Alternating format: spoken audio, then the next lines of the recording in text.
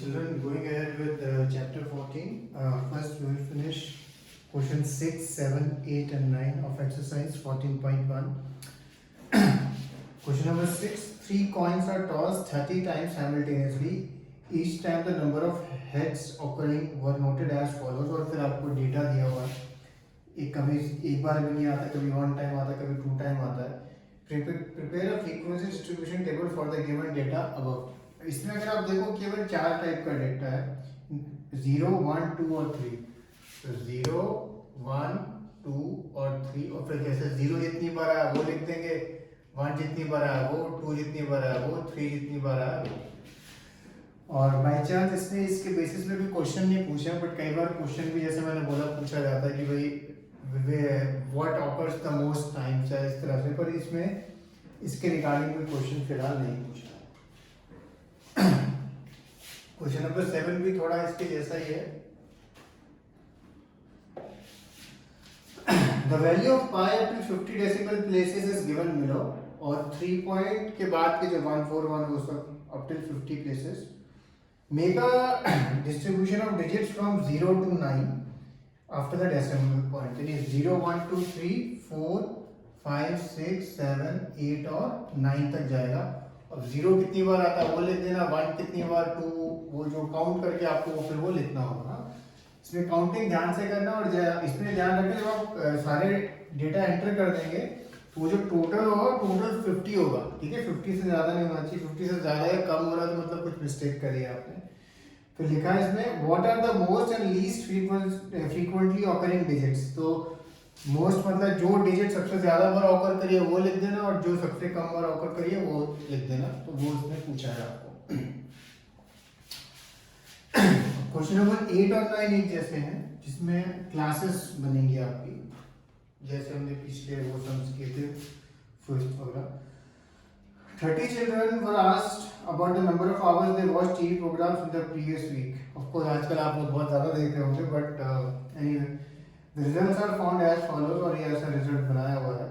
Make a group frequency distribution table for this data. Class width and one of the class intervals is 5 to 10. तो 5 to 10 का उसने आपको बताया इस तरह से लेना है. तो जैसे आप 0 to 5 ले सकते हो, 5 to 10, 10 to 15.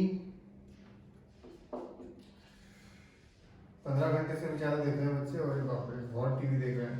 15 to 20. मैंने 15 to 20 इसलिए लिखा है क्योंकि सबसे मैक्सिमम वैल्यू मुझे 17 दिख रही है. वो बच्चा बहुत देखता है वो टीवी. एनीवे, और फिर आप यहाँ पे लिखते जाएंगे जो भी है. अच्छा, 0 to 5 में जैसे आपको बताया, अगर 5 आता है तो 5 आप ये वाली इसमें लिखेंगे, 5 to 10 ऊपर में नहीं लिखेंगे. ओके. और फिर उसके बेसिस पे क्वेश्चन भी है, how many children watch television for 15 और मोर आवर्स इन अ वीक. तो वो बेसिकली आपको लास्ट में जो भी एंट्री आएगी आपको वो वाली लिखनी है, बिकॉज 10 to 15 में तो 10 to 14 वाली एंट्री होंगी. ठीक है, तो 15 to 20 में आप जो लिखा है उसमें क्वेश्चन वो आप आंसर लिख देंगे. क्वेश्चन नंबर 9 भी इसके जैसा ही है. उसमें भी आपको क्लास इंटरवल वाली टेबल बनानी होगी. A company manufactures car batteries of a particular type. The lives of 40 such batteries are recorded as follows. तो उनकी लाइफ लिखी हुई है कि वे कितने टाइम चलती हैं वो. Construct a group frequency distribution table for this data using class interval 0 of 0.5 starting from 2 to 2.5. तो पहला जैसे बनाया उसमें बोला 2 to 2.5, then 2.5 to 3, और ऐसे you will go on जब तक जो मैक्सिमम वैल्यू आपको दिखती है. या मुझे मैक्सिमम वैल्यू एक तो दिखती है 4.6, तो बेसिकली 5 तक आप लेके जाओगे इसको. ठीक है. एंड अगेन इसमें कोई इसके रिगार्डिंग क्वेश्चन नहीं पूछा, आपको बस ये बना के और ये रिप्रेजेंट करना. ओके. तो this was question number 6, 7, 8, 9 of exercise 14.2. These questions were quite similar to what we did in the last class. Now you will see something new. This is very easy and this is known as bar graphs. What are bar graphs basically? Suppose ये एक data दिया आपको एक house hold का, एक घर में जो खर्चा होता है. लिखा है कि भाई एक्सपेंस इन 1000 लिखा है. जैसे ग्रोसरी पे है 4000 रुपए, रेंट यानी घर का रेंट जो होता है वो 5,000, एजुकेशन 5,000, फ्यूल 2,000 और एंटरटेनमेंट 1,000। तो एक तो ये तरीका है डेटा को देखने का, समझने का। क्या इससे कोई फास्टर मेथड है कि हम डेटा देख के ही अगर हम एकदम बता लगे that we come to know कि किसमें सबसे ज़्यादा एक्सपेंस लग रहा है, किसमें सबसे कम एक्सपेंस लग रहा है? तो एक मेथड और है इस डेटा को रिप्रेजेंट करने का, वो कहलाता है बार ग्राफ। तो बार ग्राफ जब भी बनाते हैं बहुत सिंपल होता है। एक लाइन नीचे एक्स एक्सिस बनाना, ये आपकी वाई एक्सिस। अच्छा, वाई एक्सिस पे आपको स्केल लेना होता है डिपेंडिंग अपॉन ये जो आपको दिया हुआ है। यहाँ स्केल ऑफ मैं 1000 लेता हूँ, से 1 centimetre is equal to 1000 rupees. आप चाहे 2 सेंटीमीटर इक्वल टू 1000 भी ले सकते हैं तो ज्यादा क्लियर बनेगा। 2 सेंटीमीटर इक्वल टू 1000 भी आप ले सकते हैं, वो आपकी मर्जी। और फिर यहाँ पे एंट्री देखो 1 2, मतलब 5 मैक्सिमम एंट्री है, तो यहाँ में 1 2 3 4 5 और एक 6 बना दिए मैंने, पर उसकी रिक्वायरमेंट नहीं हुई है। और मैंने यहाँ स्केल लिखना जरूरी है, स्केल लिखा है मैंने 1 centimetre is equal to 1000 rupees. अब बस आपको क्या करना है, नीचे जो है ना, नीचे जैसे 1 2 3 4 5 है, तो एक एक करके अब यहाँ पे कितनी स्पेस छोड़नी है वो आपकी मर्जी है, वो आप यूनिफॉर्मली ले सकते हो। जैसे फॉर एग्जांपल पहला आपने लिया, सपोज ये 2 सेंटीमीटर पे लिया ये पहला, और लिखा है ग्रोसरी 4, तो यहाँ पे 4 पे आप ऐसा एक बार ग्राफ बना देंगे। नीचे जो आपको जो भी विड्थ लेनी है वो आपकी मर्जी है टोटली, ये विड्थ और ये विड्थ की जो बार ग्राफ की विड्थ होगी वो टोटली आपकी मर्जी है। बस ये रखना कि अगर सपोज जैसे ये 1 सेंटीमीटर लिया है और ये भी आपने जो भी लिया है, तो नेक्स्ट वाले में भी विड्थ उतनी ही रखना। जैसे रेंट है 5, तो नेक्स्ट में रेंट का बनाता हूं, ये मेरा रेंट का है और ये 5 पे है। नेक्स्ट है एजुकेशन, मैं सपोज सब में गैप 1 सेंटीमीटर का रख रहा हूँ और ये विड्थ भी मैं 1 सेंटीमीटर की रख रहा हूँ। आप चाहे तो 2 सेंटीमीटर 2 सेंटीमीटर 2 सेंटीमीटर की भी रख सकते हो, आप पे है टोटली एजुकेशन। और इसमें इसको आप ऐसे भी लिख सकते हो तो इजी लगता है कोई बच्चों को, एजुकेशन ऐसे लिख सकते हैं। फ्यूल,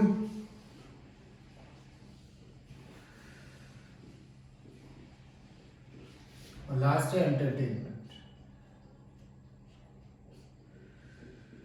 तो ये बार ग्राफ का फायदा क्या होता है कि जो डेटा दिया हुआ है आप बहुत इजीली उसको देख सकते हो। जैसे बार ग्राफ देख के आप स्ट्रेट अवे डिड्यूस कर सकते हो कि रेंट और एजुकेशन में सबसे ज्यादा खर्चा हो रहा है। Okay, so that is the advantage of making a bar graph. कई बार ये जो बार ग्राफ है जैसे बन जाएगा उसके बेसिस पे फिर जैसे अभी हमने देखा था कोई क्वेश्चन भी पूछते हैं कि in the household which thing requires the most money या which thing requires the least money। तो इस तरह से आपको बार ग्राफ बनाना होता है। अगेन रिपीट करता हूँ, सबसे पहले वाई एक्सिस पे आपको जरा स्केल डिसाइड करना होता है, क्योंकि जो भी चीज दी होती है उस हिसाब से आपको डिसाइड करना होता है। एक्स एक्सिस पे आप जो मर्जी अपनी मर्जी का ले सकते हैं, बस वो यूनिफॉर्मली रखिएगा, ठीक है। बेसिकली ये हमने फिलहाल पेज 249 पे एक क्वेश्चन है वो हमने किया है, ये आपकी टेक्स्ट बुक में ये है क्वेश्चन नंबर 6 एक तरह से।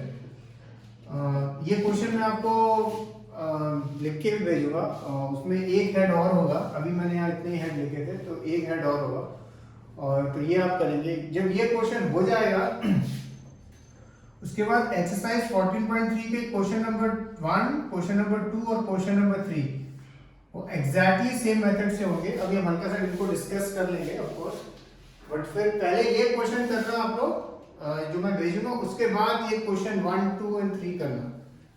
दोनों क्वेश्चंस एग्जैक्ट, तीनों क्वेश्चंस एग्जैक्टली सेम मेथड से होंगे आपके एक्सरसाइज 14.3 के।